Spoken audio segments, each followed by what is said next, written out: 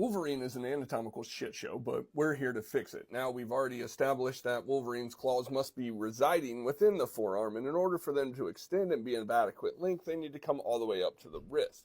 Now, how do we do that? So, in the drawing by Jonah Loeb that we showed in a previous video, we said that the muscles need to retract and they need to protract.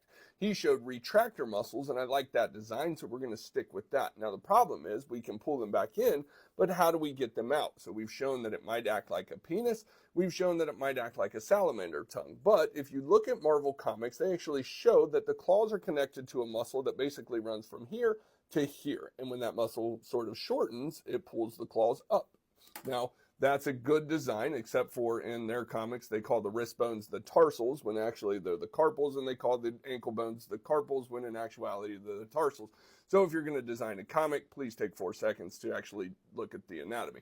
Now, if we do that, we have the protractor muscles and we have the retractor muscles. That's going to work in a very similar way to the muscles of your forearm. You have flexor muscles, you have extensor muscles. So if we have protractor muscles, we have retractor muscles. Now, Wolverine has 3 claws. He can move them independently of one another, so he needs 3 protractor muscles. He needs 3 retractor muscles. So we have the claws that are being the thing that are being protracted and retracted. Now, in anatomy, we use Latin and Greek as our root, so we have to use that to describe the claws. Now, the term unguli is Latin for claw, but the term onyx is Greek for claw. I think onyx sounds a lot cooler, so we're going to go with that. So we have the protractor onyxii muscles and the retractor onyxii muscles. Now remember, there's 3 of them. So you basically have one on the medial, the intermediate, and lateral sides.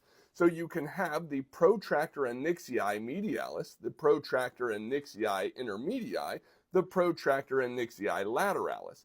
Then you have the retractor onyxii lateralis, the retractor onyxii medialis, and the retractor onyxii intermedii.